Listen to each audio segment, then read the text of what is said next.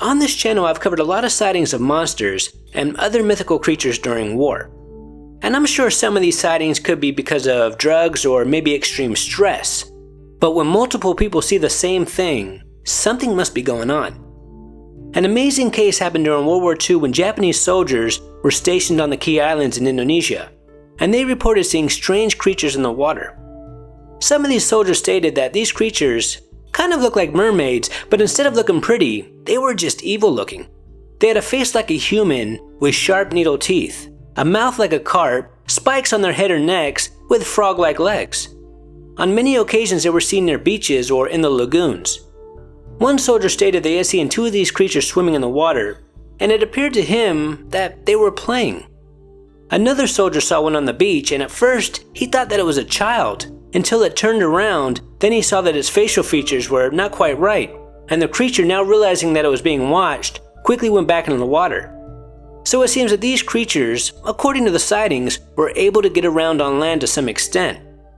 One soldier swore that he saw one running on the beach one night, and it was as if this creature was looking for something. A mass sighting happened one day when Japanese soldiers were on patrol when they stumbled upon an isolated lagoon.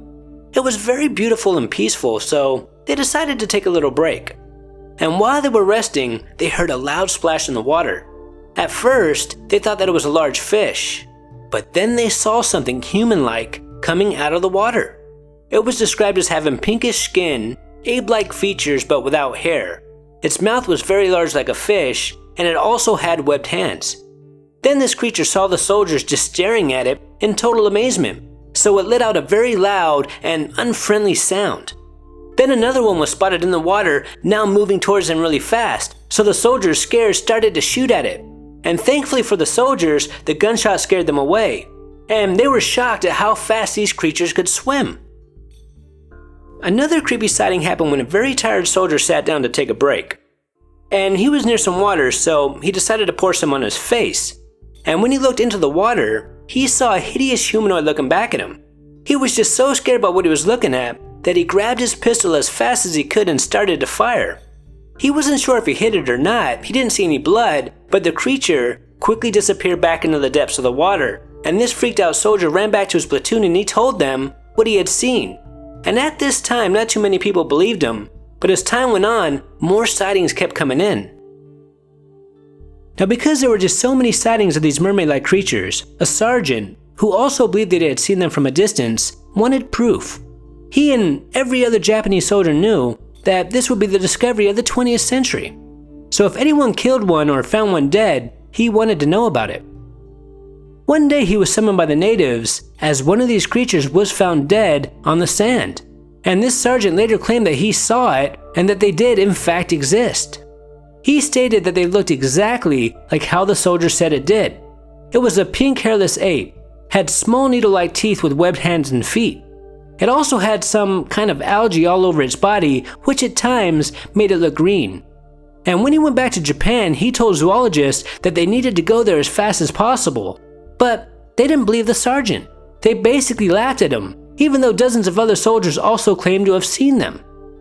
Now, the natives on the Key Islands had been seeing these creatures ever since they got there, and they called them the orang-ikan, which means human fish.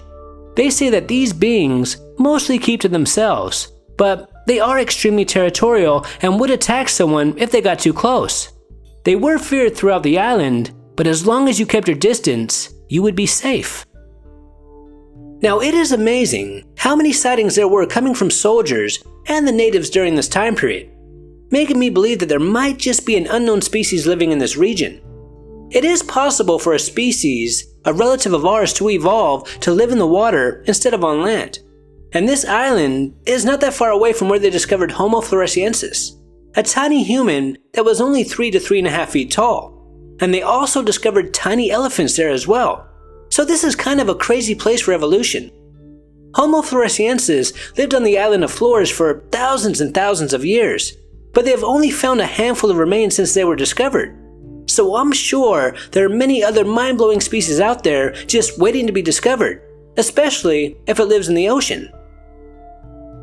Another case happened in 1972 on Vancouver Island in British Columbia. 2 young men claimed that while they were at the lake, a monster came out from the water and actually attacked them.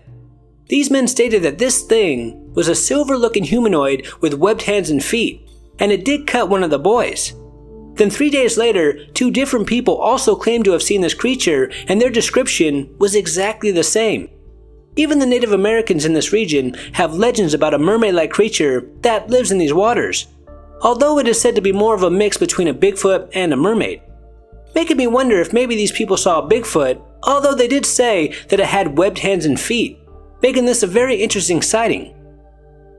Now, whatever the case may be, sightings of mermaid-like creatures have been reported by many cultures throughout our history, and it makes sense to me that they would look like what the Japanese soldiers claimed to see on the Key Islands during World War II. And because there were just so many sightings during this time period, this would be the place that I would recommend to look if anyone is seeking to prove that mermaids do, or at least at one time not that long ago, did exist.